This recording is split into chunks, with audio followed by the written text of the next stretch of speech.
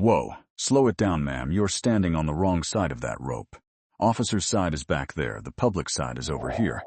Look, I get it. The helicopter is real cute. You can tell your husband you saw it. But hands off the display, all right? Tell you what, you and this whole helicopter pilot fantasy thing, what's your call sign, sweetheart? Come on. Everybody in this room's got one. What do they call you back at the gift shop? Toyota 2? Soccer Mom 6? Hit me with it. Make my night. The voice carried across the polished wood of the Iron Mike Officers Club foyer at 17:55 hours on a clear Tuesday evening in late May 2026. The Lance Corporal who owned the voice stood 3 feet inside the velvet rope line that protected a 1/20th scale MH-Forty-Seven Golf Chinook on a black walnut plinth. His name tape read Riggs, his grade tape read E3, his blouse was crisp. His boots were polished, his hands were free. The woman he was speaking to stood on the visitor side of the rope with her hands folded at the waist. She was blonde, 47 years old, 5'7" in low heels.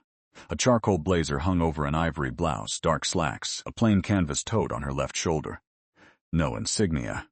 No jewelry beyond a thin gold band on her left ring finger and a black pilot's watch turned face inward on the same wrist. On the lanyard at her chest in laser-printed black on white, the badge read Coltrane, M. Guest. She did not look at the rope. She did not look at the Lance Corporal. She looked at the brass plate beneath the helicopter model. Mission Mike 17. 12 April 2011. 17 souls recovered, dedicated to the Night Stalkers. She read the plate once, then a second time, 3-count breath. The watch face stayed warm against the pulse on the inside of her left wrist. Understood, she said, one word, conversational volume. She still had not looked at him. Riggs grinned, the way a young man grins when he thinks the audience is laughing with him and has not bothered to check. He half-turned to the passing server, eyebrows up. She's gonna name herself in a minute, he said.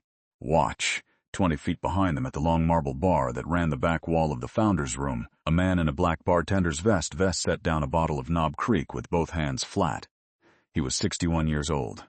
His hair was iron gray and cut to the same regulation length he had worn at 30. The buttons on his vest were the brass cores of Special Operations Aviation Challenge coins, drilled and machined and threaded with sailmaker's twine. His name was Augustin Yardley.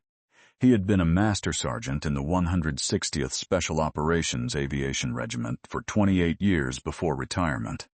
He had been the flight engineer aboard a Chinook called Python 4 on a moonless night in eastern Afghanistan on the 12th of April 2011. He had not seen the woman at the rope line for 15 years. He recognized the back of her head before he saw her face. He set the bottle down. He did not blink. "Cut me a coffee," he said to the runner beside him. "Black now." The runner cut him a coffee. The Lance Corporal in the foyer was already addressing his next audience. "Ma'am, are you somebody's plus one?" The voice of a Gold Star widow approaching the model who had not heard the first exchange. "Sorry, hon, I keep forgetting which line is which. Is your name Mary? Am I reading that right?" The blonde woman lifted her eyes for the first time. Her voice was a closing zipper. "I am." The widow handed her a phone, asked for a photograph at the helicopter. The blonde woman took the phone with 2 hands at the bottom corners, the way a pilot takes a kneeboard, and framed the shot. She took 3 frames at slightly varying focal points, mission habit. She handed the phone back. The widow read the lanyard. "Coltrane, M," she said, "pretty. You enjoy your evening, dear." "You too, ma'am." The widow drifted toward the back rail. The blonde woman returned her hands to her waist. The watch face stayed warm. The pulse stayed even. The foyer hummed with the polite noise of a pre-event reception that had not yet figured out what it was about to be. At the bar, Yardley poured the coffee black without looking down. He did not look at her. He set the saucer on the marble exactly where the velvet rope ended, 3 feet from her left elbow if she chose to walk it. Riggs swaggered back to the bar to brag. "You see that?" he said to Yardley. "Tried to give me her call sign. I told her to give it up. Bet she's not even active. Some kind of grief tourist." Yardley wiped a glass. His hand did not shake. "You poured her coffee?" Riggs asked. "Boss said no comp on civilians. I poured her coffee," Yardley said. "I'm telling Englehart. You do that, son." In the corridor that led from the operations wing, the first early arriving Special Forces captain stopped at the doorway. He did not enter. He stood in the door frame for 2 seconds and listened to the temperature of a room he had not yet seen the source of. His name was Sebastian Crew. He was 31 years old. He was a captain in the 7th Special Forces Group.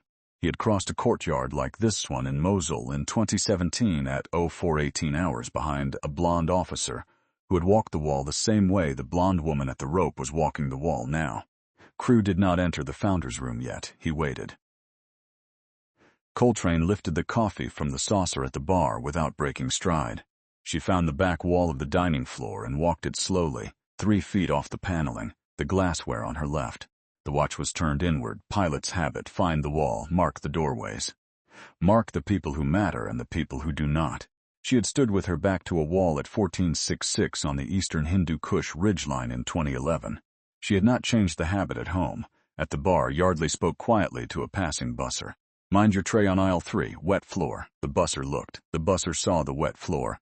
The busser mopped Mrs. Estrid Deal, 68 years old, widow of Sergeant First Class Wesley Deal, killed in Anbar in 2006, walked the back rail with a small glass of white wine in her right hand and her purse over her left forearm. Her knees were stiff. Her left foot caught the seam of the carpet runner where the wet floor had not yet dried. She tipped forward. A hand caught her left elbow before she registered the fall. It was Coltrane's left hand. The wrist was steady, the brace was unobtrusive. The transfer of weight took half a second. Mrs.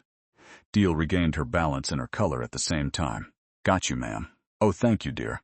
My knees, thank you. Take your time. Mrs. Deal took her time. Coltrane kept the hand at the elbow for 2 breaths, then let go without ceremony. No one applauded. No one looked. The reception kept humming. At the bar, Yardley wiped a glass that did not need wiping. The polished MH-47 Golf model on the foyer plinth was tilted 3 degrees off level. The catering crew had bumped the velvet rope 4 times in the last hour as they wheeled trolleys past. The forward rotor head was leaning a 1/4 inch to port. The display was off-axis to anyone who knew what level looked like on an MH-47. Coltrane stepped to the plinth. She set the coffee cup down on the velvet rope post. She lifted the model with 2 flat palms under the fuselage, fingers indexing the rotor head by reflex, 3 fingers along the spline of the forward mast, thumb at the rotor cuff seam. She set the model level. She closed the plinth's invisible bayonet catch by feel. She reseated the bird dead-centered without a single glance down. The bayonet catch was a custom job. Yardley had designed it in 2015 for a different bird at a different installation. He had not seen anyone outside the regiment work it correctly. He set down the glass. At the bar's far end, Captain Crew, who had finally entered and taken a stool, set down his own glass on the marble. He nudged the major beside him. She's not a +1, Crew said quietly. How do you know? She closed the bayonet. The major looked. The major did not understand. The major said nothing else. Riggs had been at the rope line watching. Riggs saw the model move. Riggs walked across the foyer at speed. He planted himself between Coltrane and the plinth.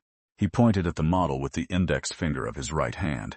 He spoke loud enough for the runners at the bar to hear. Ma'am, hands off the display. It was tilted. I said hands off. You touch that model again. I'm having you walked off the property. We clear? Look at me when I'm talking, ma'am. Coltrane lifted her eyes to him at conversational distance. The watch face was still turned inward. Her shoulders did not move. The breath was at 3. The pulse stayed at 58 beats per minute. She did not blink. Riggs's eyes were brown and overbright. He had spent the morning lifting weights at the unit gym. He had spent the afternoon polishing boots. He had spent the last 6 months at the Iron Mike Officers Club bar, learning to throw his weight around with civilian-looking guests. He had decided, at exactly 17:55 on this Tuesday evening, that the woman in the charcoal blazer was a fight he was going to win in front of the staff. He pulled his eyes off her first. He did not realize it until he had turned away. Yardley, 2 paces behind him at the bar, poured Coltrane's second coffee. The sergeant major in Class A at the far end of the bar had stopped lifting his glass. He had not stopped looking at the back wall, where the woman in the charcoal blazer was walking again. He was 64 years old. He had served 38 years in the Corps. He had stood at the foot of 7 different bars, at 7 different officers' clubs, at 6 different posts, and he had never quite figured out why some women walked rooms the way some men walked perimeters. But he had learned over time which kind of stillness to leave alone. He left this stillness alone. He set the glass down quietly. He turned the stool a 1/4 inch toward the corridor doorway. He waited. At the bar's far end, Captain Crew folded his cocktail napkin into thirds and slid it under his glass, the way a man slides a kneeboard into a flight suit when he expects to need both hands. He had not yet stood. He would stand. He was reading the temperature of the room and giving it the courtesy of 3 more minutes. The pre-event reception filled out. By 1830 hours, the founder's room had 97 guests on the floor. By 1840, there were 120. By 1850, there were 136. 62 of them were officers in mess dress and service uniforms. 8 were retired flag officers in civilian black tie. 43 were civilian spouses. The rest were O Club staff, USMC support detachment personnel, and a single sergeant major in Class A. Riggs assigned himself the rope line. He patrolled it like a corner. Coltrane stepped inside the rope line for 90 seconds at 1830 to read a framed group photograph on the wall.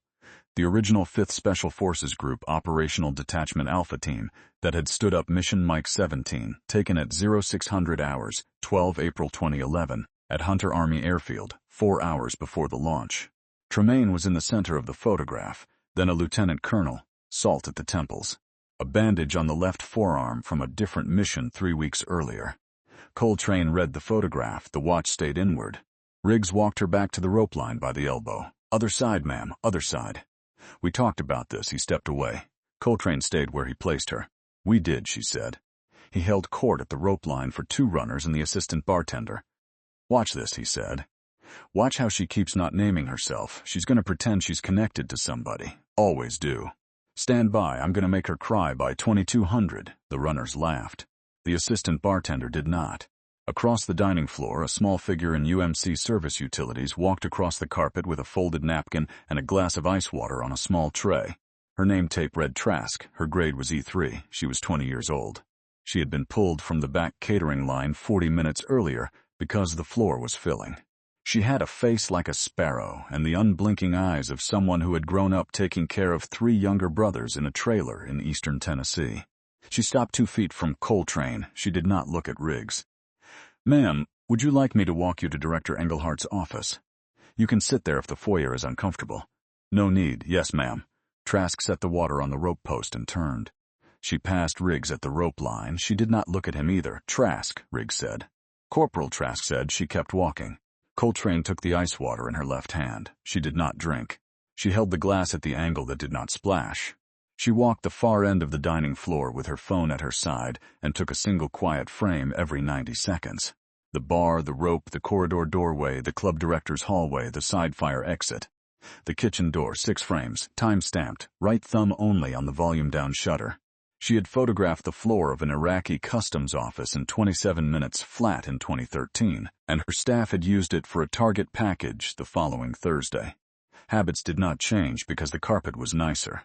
On her second pass through the dining floor, she stopped briefly at the unit photographs on the south wall. The third frame from the left was a small color photograph of an MH-Forty-Seven crew on the ramp at 0511 hours on the 12th of April 2011. The crew chief in the photograph wore the kind of grin a man wears when he does not yet know what the night is going to ask of him. The crew chief's hand rested on the shoulder of the right seat pilot. The right seat pilot's name was not printed on the mat. The mat simply read, Night Stalkers, Mike 17. Coltrane looked at the photograph for 4 seconds. She did not lift the phone for a frame. She walked on. Riggs walked the back hallway to Director Englehart's office at 1851 with a guest misconduct form pre-filled. Nadia Engelhart was 54 years old. She had been a civilian club director for 21 years. She had been the civilian club director of the Iron Mike Officers Club for 9 of them. She had a Princess Anne haircut, a navy suit, and a desk that had been signed by 4 lieutenant generals. Riggs handed her the form. Ma'am, I'm calling a guest issue. Civilian impersonating senior military presence at the rope line. I've warned her twice. I want her walked off the property before the senior leadership arrives. Engelhart took the form. She set it on the desk. She read the first line, which said guest name, Coltrane M. She looked up at Riggs. Show me the form, she said, all the way. Riggs slid the form forward. Engelhart read it. Her face did not change. Lance Corporal, she said. Step out into the hallway. Riggs stepped out. Engelhart closed the door behind him and reached for the phone. If you have ever watched a man build a case against himself one stupid word at a time, and known better than to interrupt him, tap the subscribe button now. There are 43,000 of you watching tonight, and only 9,000 of you are subscribed. The next part is where the paperwork starts. Stay with us. The phone in Director Englehart's office had 4 lines. The first was the public switchboard. The second was the kitchen. The third was the back of house. The fourth was an internal line that connected only to 4 offices on the post. The commanding general's outer office, the operations officer at USASOC, the provost marshal's due desk, and the USMC support detachment OIC. Engelhart picked up the fourth line.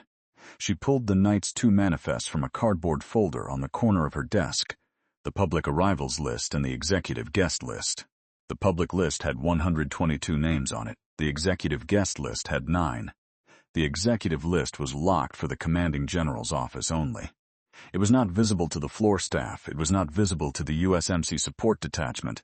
It was not visible to Lance Corporals. She ran her finger down the executive list. The 7th name was Coltrane MBG USA. Underneath in red, the single notation. Engelhart said quietly to no one. "Well," she dialed. "Pierce," she said. "Pierce, this is Nadia. Your Lance Corporal Riggs just filed a guest misconduct on a woman whose RSP is on the CG's hold list. Walk over here now. On my way." Engelhart slid the form under her keyboard.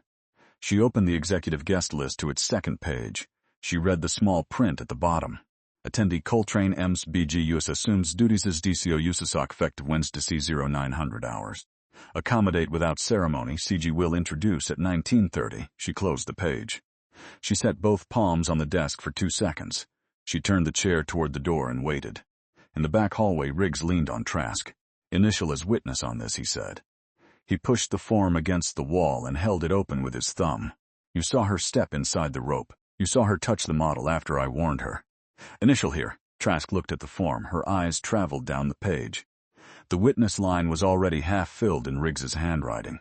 The word initial had been printed with a small black box beside it. "Corporal," she said, "I didn't see her touch the model. And the model was tilted before she touched it. Initial it. Or I send you back to the kitchen and Galloway hears you wouldn't back a Marine. I'll wait for the OIC's review, Corporal." "I'm not asking, Trask." "Yes, you are." He pressed the form against the wall again. He did not initial it for her. He did not strike her. He swore once briefly under his breath and walked back to the floor. Trask did not move for 5 seconds. Then she walked toward the bar. At the bar, Coltrane stood with a coffee cup in her right hand. Riggs swept past her on his return. "Ma'am, do me a favor and stand by the foyer," he said in passing. "Director Engelhart is going to want a word." "All right, 2 syllables. The whole bar heard it. Captain Crew set his glass down on the marble. Comms brevity, operator economy. The major beside Crew heard it. The civilian spouse 2 stools over heard it. The sergeant major in Class A at the far end heard it, and his head turned exactly 1 inch and stopped. Yardley refilled the coffee without looking up. In the back office of the USMC support detachment, 3 corridors away, Major Pierce Galloway hung up the phone with Engelhart and stood. He was 38 years old, Mustang, prior enlisted infantry sergeant, recon qualified. Commissioned through the Marine Enlisted Commissioning Education Program at the University of South Florida in 2012. 12 years of commissioned service, 8 Marines in his support detachment, 1 office, 1 safe. 1 coffee maker, 1 framed picture of his wife and his daughter at a soccer game. He pulled the manifest off his printer. "Top," he said. "Pull his swipe log for the last 90 minutes. Pull every guest misconduct he's filed in 6 months. And pull the gate camera for the side gate for the last 2 weeks.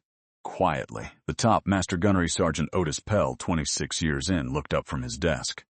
"On it, sir, and top, sir, get me a runner quietly. To the back hallway." "Not the floor, aye, sir." Galloway picked up the manifest. He walked the long hallway toward the Iron Mike Officers Club at the long unhurried stride of an OFAR, about to ruin a Lance Corporal's evening on procedure alone. At the bar, Yardley set a second saucer on the marble for Coltrane's second coffee. Without looking up, without turning his head, he slid a folded cocktail napkin under the saucer. 3 letters were written on the corner of the napkin in graphite, PIV. Coltrane read it without changing expression. She lifted the cup once, sipped, set it down on the wet ring it had left the first time. She slid the napkin back across the marble to Yardley. Yardley, also without looking, slipped the napkin into the pocket of his vest. He poured her another coffee. She did not look at him. He did not look at her. The bar between them stayed quiet. Yardley walked the back hallway at his bartender's pace. He knocked once on Engelhart's door and opened it without waiting. "Hold the form," he said. 980 seconds, listen." Engelhart looked up. "Gus, she is my pilot, from 11. The Hindu Kush bird, the one with the brass plate on the foyer plinth. The lift that put the dedication on the wall. Hold the form. The CG is going to walk in the door at 19:30. Engelhart's face did not change. Her hand did. Her right hand had been resting on the receiver of the internal phone. She lifted it slowly and set it on its cradle, as if it were something she did not want to break. You're pilot, she said. Yes, ma'am. Gus, yes. Then I am going to call the commanding general's office to confirm his ETA. You are going to go pour her another coffee, and you are going to do nothing else. Do we have an understanding? Yes, ma'am. Walk. Yardley walked. He closed the door behind him quietly. He did not look back. Englehart dialed. Office of the commanding general, she said. This is Director Englehart at Iron Mike. Confirm General Tremaine's ETA, please. The aide answered on the second ring. Director, the CG is 2 minutes out at the parking lot. He has a passenger.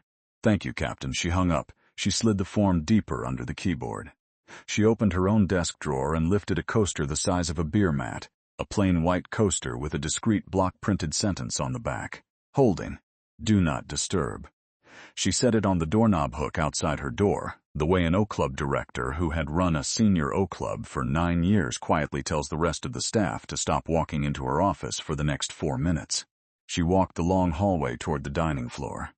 In the support detachment office, Master Gunnery Sergeant Pell laid the swipe card log on Galloway's desk next to the printed copy of Riggs's guest misconduct form. He laid a third printout on top of both. The third printout was the sidegate badge swipe history for E3 Riggs T USMC for the previous 2 weeks.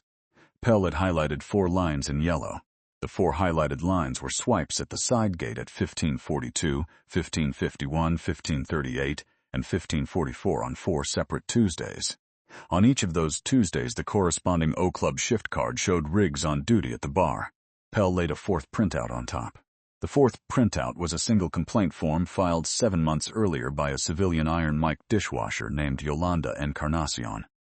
The complaint described a Lance Corporal in USMC Utilities who had blocked her at the side gate at the end of her shift, demanded she show her keys, accused her of theft, and twisted her wrist to take the keys from her hand. The complaint had been routed to a different office, marked civilian, no action required, and filed. Galloway read the 4 printouts in 15 seconds. He looked up at Pell. He's been off post on duty time, Galloway said. He's been pulling civilian staff shakedowns at the side gate. And tonight he wrote up a brigadier general. Sir, stand by, Top. Tell the duty enco. Lock the support detachment armory. I will be back in 20 minutes with a Marine in custody. Sir. Galloway walked.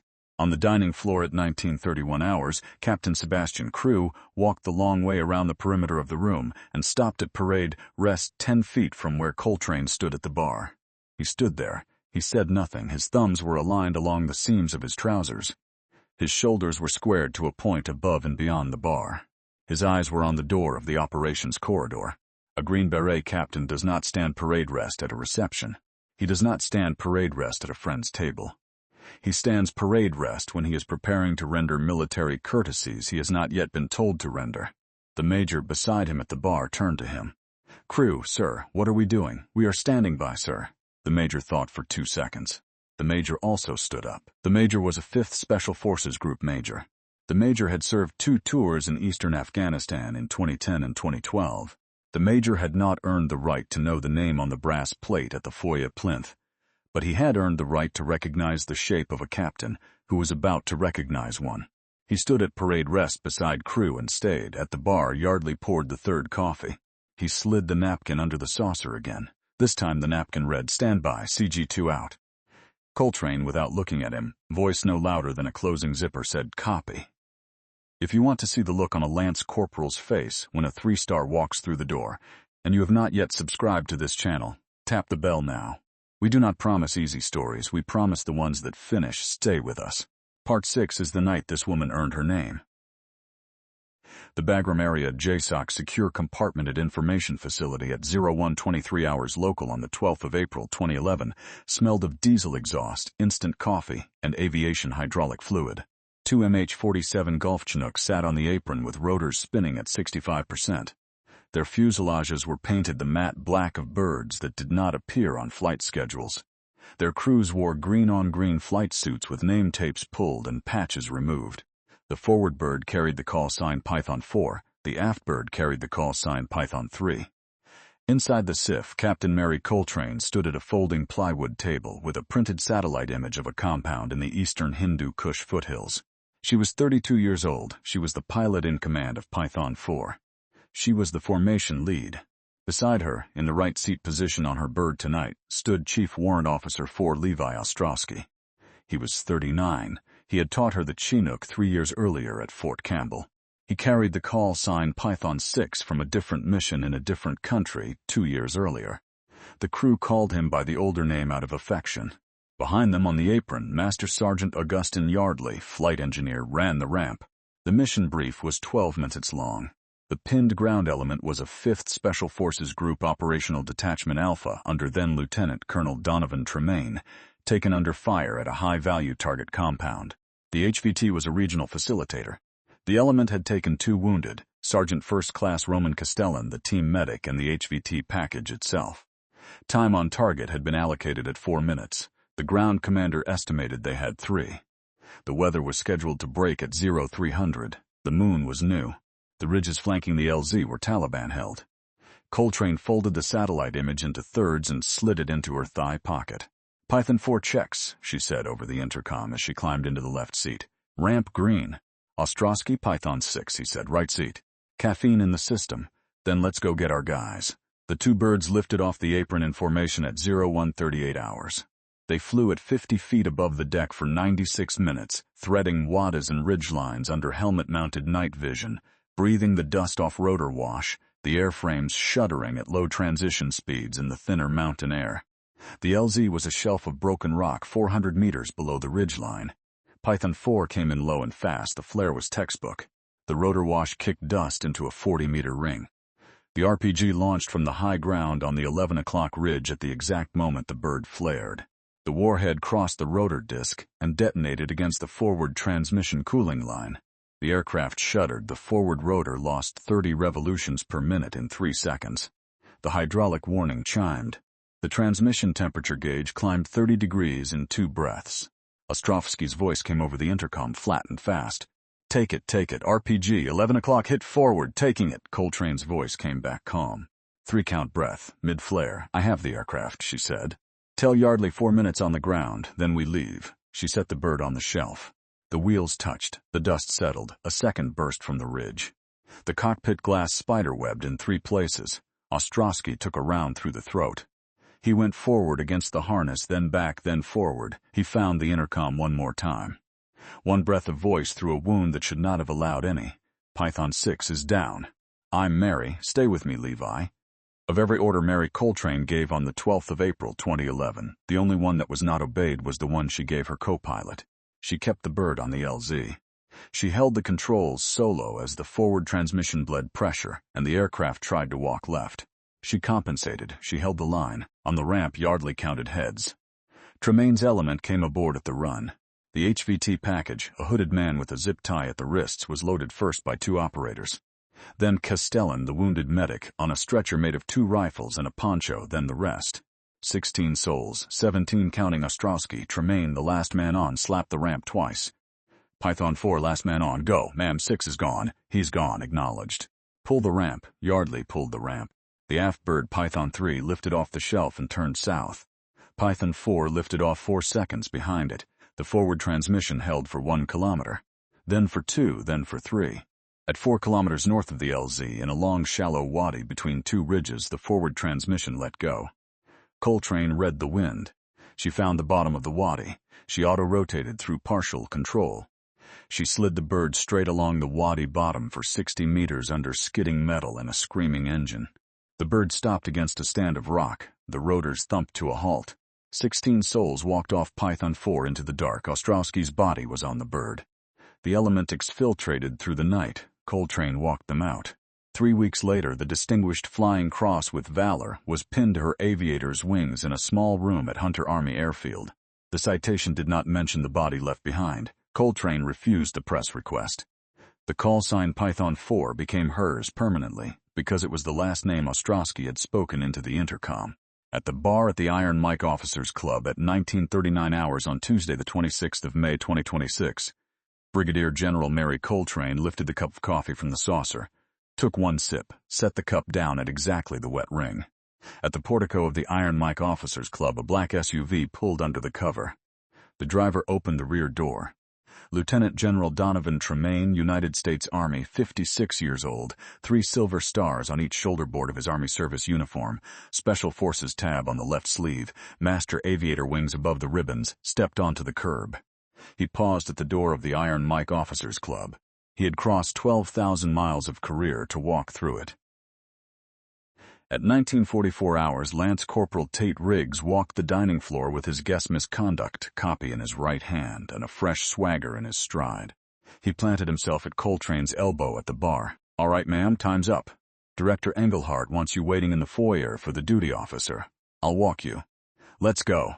"I'll wait. I wasn't asking." He reached for her left elbow and closed his hand around it. Hard, the watch face on her wrist shifted under his thumb. A Lance Corporal had just placed his hand on the arm of a Brigadier General in the bar of the Senior Special Operations Officers Club at the home of the United States Army Special Operations Command, in front of an audience of 17 field-grade officers, a retired flight engineer in a bartender's vest, an O-Club director with a coaster on her door, an investigating Major 3 corridors away, and a Green Beret captain at parade rest 10 feet behind him. Every one of them saw it. Riggs only saw his own hand. Coltrane lifted her eyes to him. She smiled. It was not a kind smile. It was the smile of a pilot who had been carried out of a wadi by 16 men. "All right, Corporal. Smart move." This way. Across the dining floor, Lance Corporal Sarai Trask saw Riggs's hand on the guest's arm. She turned. She walked into the back hallway at a pace that was not a run but was not a walk either. She found Galloway just inside the corridor doorway with a manifest in his hand and the swipe card printouts folded under his elbow. "Sir, Lance Corporal Riggs has his hand on the guest's arm. He told me to write that the guest left without incident." Galloway did not break stride. "Trask, you are doing fine. Walk back to the bar and stand by the bartender. Do not interpose. Do not speak to Riggs." "Yes, sir." She turned and walked back. She passed Englehart in the doorway of the dining room. Englehart caught her eye and lifted her chin a quarter inch. A small, unspoken thank you that a Princess Anne haircut civilian director could deliver without moving her face. At the bar, Yardley folded his bar towel in half. He set it on the marble. He laid both palms flat to either side of it. He waited. A flight engineer waits 2 ways. The first is for the brief. The second is for the door to open and a friend to walk through it. Yardley had been waiting the second way for 15 years. He had waited it through 3 retirements he had refused, 2 divorces he had not avoided, a son in the Air Force and a daughter in the Coast Guard, 6 surgeons cutting on his right knee, and a quiet 30-block walk every April 12th to a brass plate at the south end of a parade field memorial. He had not expected the door to open tonight. He had expected only to pour coffee.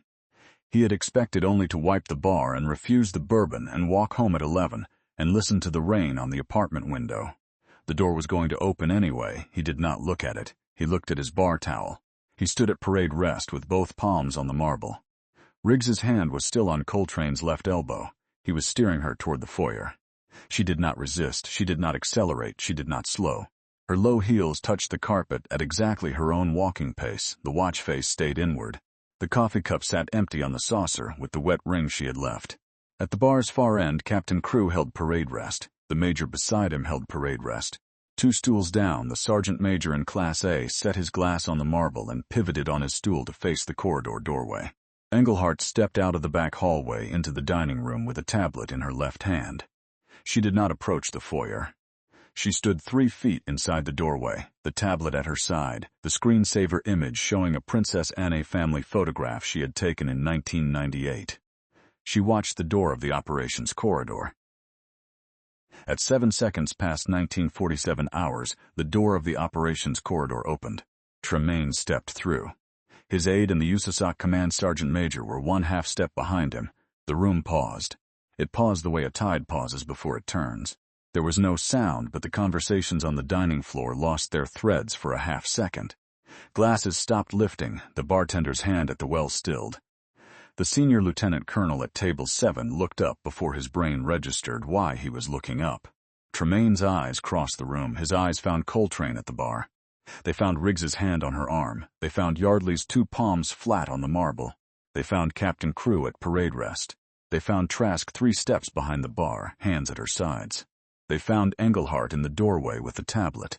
They found the sergeant major in Class A on his stool. Tremaine spoke to his sergeant major quietly without breaking stride. Holding, sir." Tremaine removed his cover. He squared to Coltrane at conversational distance, 20 feet across the polished floor. He came to attention. He addressed her at conversational volume. General Coltrane, you arrived early. The major beside crew heard the rank. The bartender at the well heard the rank. The senior lieutenant colonel at table 7 heard the rank. Riggs heard the rank. Riggs's hand was still on Coltrane's elbow. From behind the bar, Master Sergeant, retired, Augustin Yardley, straightened at attention behind his own marble. He spoke without raising his voice. He did not need to. Python 4. 2 words. Conversational volume. Carried. The Founders Room exhaled. Captain Crew came to attention and rendered the hand salute. The major beside him rendered the hand salute. The sergeant major in Class A came to his feet on the stool and rendered the hand salute from a one-legged pivot. The 3 lieutenant colonels and 2 brigadier generals from neighboring commands at the bar stood up from their stools and rendered the hand salute. The retired flag officers at the back tables stood. The mess dress major at table 4 stood. 42 officers and 1 retired master sergeant on their feet. Every officer in the Founders Room stood. The salutes were still being held. Riggs's hand was still on her arm. His face cycled, smirk for the first frame. Confusion for the second, the kind of confusion that arrives when a man's worldview has just been removed from its hinges by a verbal latch he did not see. Disbelief for the third. Recognition for the fourth. The recognition that began at the back of the skull and traveled forward across the cheekbones and settled in the eyes. Horror for the fifth. The horror was the color of a man's own boots when they were no longer on his feet. His hand fell off her arm by its own weight. He looked at his own hand as if it had betrayed him. It had. Ma'am, step back, Corporal. Yes, ma'am. Tremaine lowered his salute. He returned the room's salutes by lowering his hand. The room's salutes lowered. The room did not sit down. Tremaine crossed the floor. He offered his right hand at conversational distance. Welcome to USASOC, ma'am. Glad to be here, sir. Galloway had Riggs by the back of the blouse before Riggs had lowered his hand. The sergeant major had cleared a path to the back hallway. Engelhart had the security footage already queued on her tablet. Yardley poured 1 bourbon, neat, and set it on the marble in front of where Coltrane was standing. He waited for her to come back to it. The case against Lance Corporal Tate Riggs collapsed in 20 minutes. In the back hallway, Galloway laid the printouts on a folding table the catering staff had cleared for him. The security footage from the dining room played on Engelhart's tablet, 2 angles, one from the rope line corner and one from the bar's mirror cam. The first angle showed Riggs's hand close around Coltrane's elbow at 19:44 hours and 19 seconds. The second angle confirmed the grip. The third angle from the foyer cam showed Riggs walking the guest backward by the elbow at 18:30. Galloway laid the guest misconduct form on top of the footage. He laid the swipe card history under it. The 4 highlighted sidegate swipes during shift card duty. He laid the false witness request on top of all of it. The line Trask had refused to initial. The handwriting was Riggs's. He laid Yolanda Encarnacion's 7-month-old buried complaint on top of all of that, folded twice. Marked civilian, no action required in red, routed to a different office, filed in a drawer. Engelhart looked up. Pierce, I think we have him. We do. She turned to her tablet. She tapped the file folder labeled Complaints, Iron Mike, unresolved. There were 2 other folded forms inside it that her staff had not been allowed to close. One from a busser, one from a catering subcontractor. Both about a junior Marine in USMC Utilities at the side gate, both filed in the last 6 months. Both routed to the same office, both marked no action required. 3 more, she said. Same handwriting on the cover sheet, same office. Same red stamp. Bring them with you. She brought them with her. At 20:18 hours, Master Gunnery Sergeant Otis Pell and the Support Detachment Duty NCO walked Lance Corporal Tate Riggs through the back hallway and out the rear loading dock. Riggs's wrists were not in restraints. Galloway had ordered no flex cuffs inside the Iron Mike Officers Club to preserve the dignity of the Senior Special Operations Officers Club. Riggs's blouse was unzipped. His name tape had been removed. He was charged on the walkout with assault on a senior commissioned officer, false official statement, false swearing on a witness form, and a pattern of misconduct. An Inspector General investigation opened on his previous 6 months. He spoke once on the walkout. She wasn't in uniform, the duty NCO answered without breaking stride. That's not the test, Marine. He was placed in the Support Detachment custody truck. The truck pulled out of the back loading dock at 20:21 hours. At 20:27 hours on the dining floor of the Founders Room, Lieutenant General Tremaine crossed the polished floor a second time. He stopped in front of Lance Corporal Sarai Trask at the bar. She came to attention. Lance Corporal, sir, you refused 2 unlawful orders tonight. You declined to initial a falsified witness statement. You walked into a senior officer's hallway during an incident in progress and reported what you saw. You did all of that as an E3 with 20 months in the Corps. Sir, he extended his right hand. He pressed a coin into her palm. The coin was the size of a 50-cent piece, Usasak obverse, the 3 stars insignia and the Latin motto Sine Pari engraved into the reverse. I am pulling you off the support detachment and placing you on a leadership track under Major Galloway. You report to him at 0730 hours Thursday. Yes, sir. Galloway, 3 paces behind Tremaine, lifted his eyes to her. I'll see you Thursday, Trask. Yes, sir. She closed her fingers around the coin. She did not look at it. She kept her chin level. If you have watched all the way to here, and you believe that the people who stand quietly are the ones who eventually carry the room, go ahead and subscribe to Honor Tales now. 43,000 of you watched this through. 8,000 of you are subscribed. The next story is already being written. Stay with us.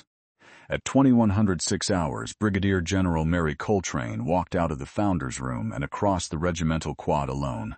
The flags on the parade pole moved in a slow lake wind out of the south. The gravel underfoot crackled at her own walking pace. The Special Operations Memorial Wall stood at the south end of the quad under a single soft yellow lamp. She had been a captain on the 12th of April, 2011. She had been a brigadier general on Tuesday, the 26th of May, 2026. The walk between those 2 ranks measured exactly 30 steps from the Founders Room door to the wall. She walked 30 steps. She stopped 2 fingers below the line, CW4 Levi A. Ostrowski, Kaya 12 APR 2011. She rested her right hand on the wall, fingers spread. The watch on her left wrist stayed turned inward. She did not speak. The wall did not require it. At 2112 hours, the secure phone in her blazer pocket vibrated once. She lifted it. The screen lit.